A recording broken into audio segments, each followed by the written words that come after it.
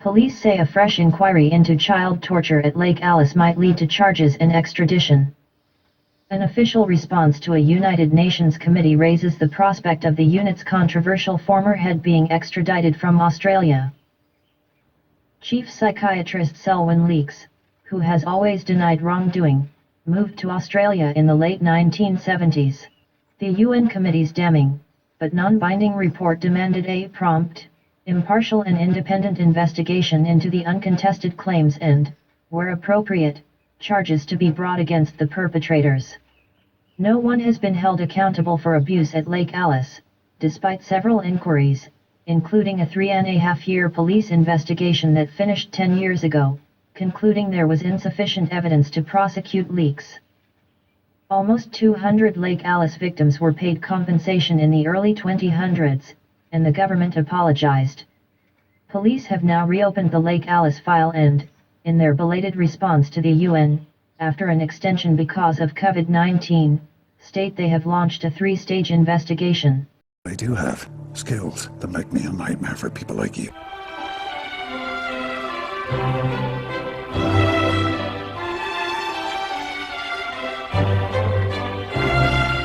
April 30th, 2020 updated April 30th, 2020. David Williams is Newsroom's South Island correspondent and investigative writer.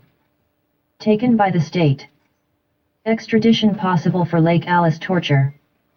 Police say a fresh inquiry into child torture at Lake Alice might lead to charges and extradition.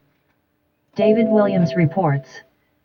It has been labeled a national disgrace.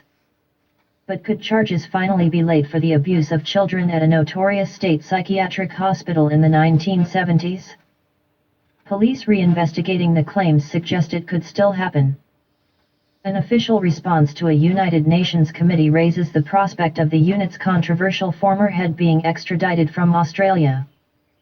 However, after more than 40 years of disappointment of inquiries raising their hopes only to fizzle out with no charges being laid, the victims aren't convinced police will bring a conviction this time, either. They're not capable at all, Auckland's Paul Zentfeld says. They're just going round in circles. In December, the UN's Committee Against Torture upheld a claim by Zentfeld, who spent nearly 3 years at the Lake Alice State Psychiatric Hospital, near Whanganui, after being admitted in 1974, aged 13. Punishment for bad behavior including electrocution on the genitals, through a machine for electroconvulsive therapy, or ECT. The UN committee's damning, but non-binding report demanded a prompt, impartial and independent investigation into the uncontested claims and, where appropriate, charges to be brought against the perpetrators. The hospital closed in 1978 and has been demolished. Chief psychiatrist Selwyn Leeks, who has always denied wrongdoing, moved to Australia in the late 1970s. But the abuse lives on in the damaged former patients, whose lives were irrevocably changed. No one has been held accountable for abuse at Lake Alice, despite several inquiries, including a 3.5-year police investigation that finished 10 years ago, concluding there was insufficient evidence to prosecute Leeks.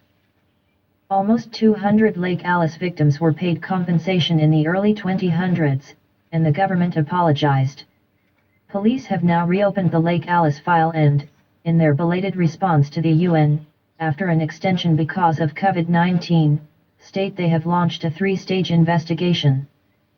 Lake Alice victim Malcolm Richards, of Hastings, says, "It would be massive for so many people to have Leeks locked up."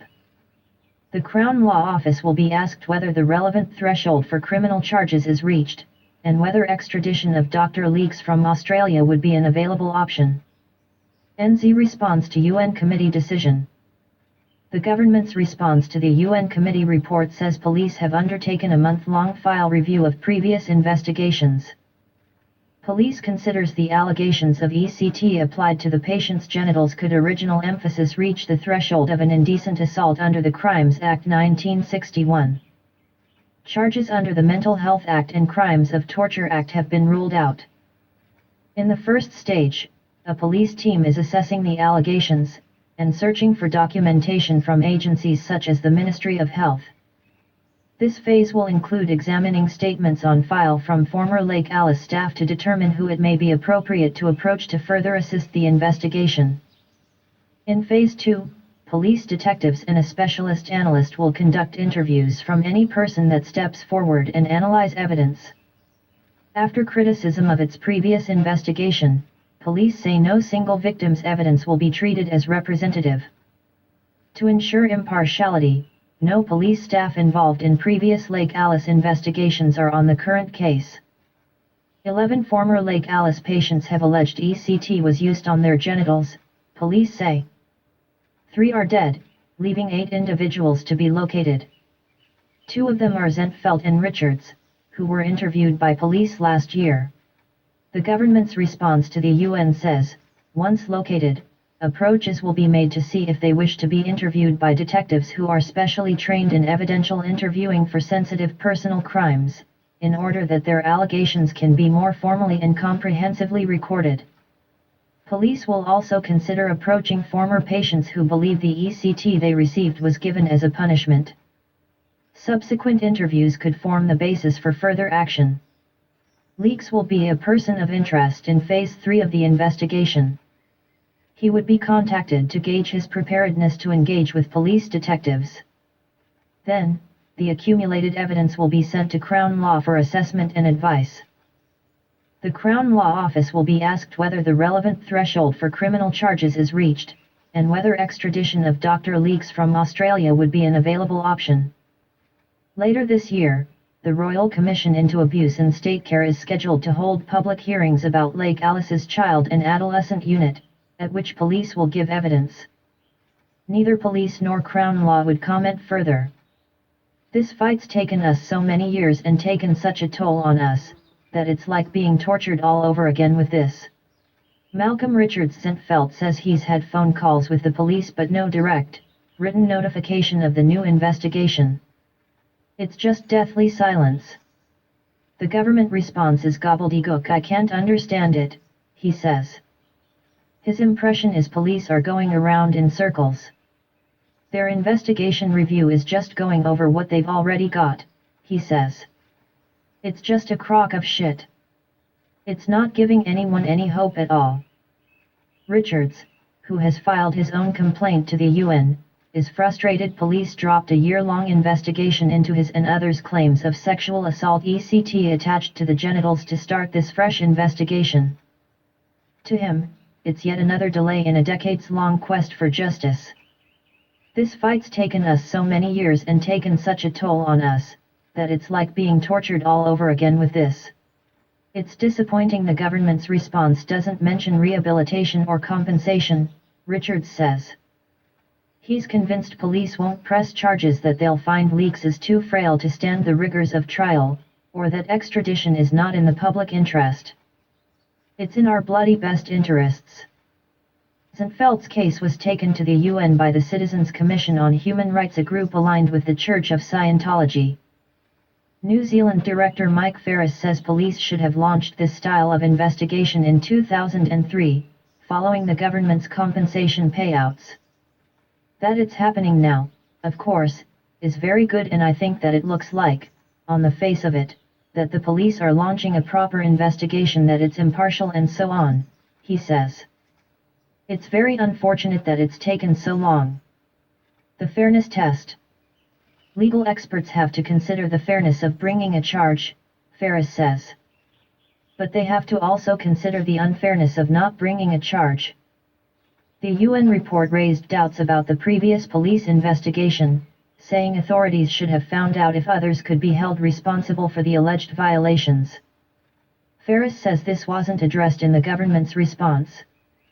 He also criticized the government for not publicizing the UN committee's decision, as requested. The response says options for doing so are being explored, notably, by linking to or hosting a copy of it on police's public-facing website. Ferris believes police are duty-bound to charge somebody for the abuse at Lake Alice. But he admits he doesn't know enough about the Solicitor General guidelines for criminal prosecutions. The guidelines include the need for evidential sufficiency, that there's enough evidence to convict someone. The supposed lack of sufficient evidence was the controversial legal veto in the potential case against the engineers of Christchurch's CTV building, which collapsed in the 2011 quake, killing 115 people. In February, Children's Commissioner Andrew Beecroft said Lake Alice remained a damning indictment on New Zealand's past care and protection practices, and further investigation into the abusive practices at the former psychiatric hospital was clearly required. In principle, the abuse and neglect of children and young people should never be allowed to go unanswered. Lake Alice victims have been waiting for such an answer for more than 40 years. Richards says a conviction would mean a hell of a lot to a lot of people.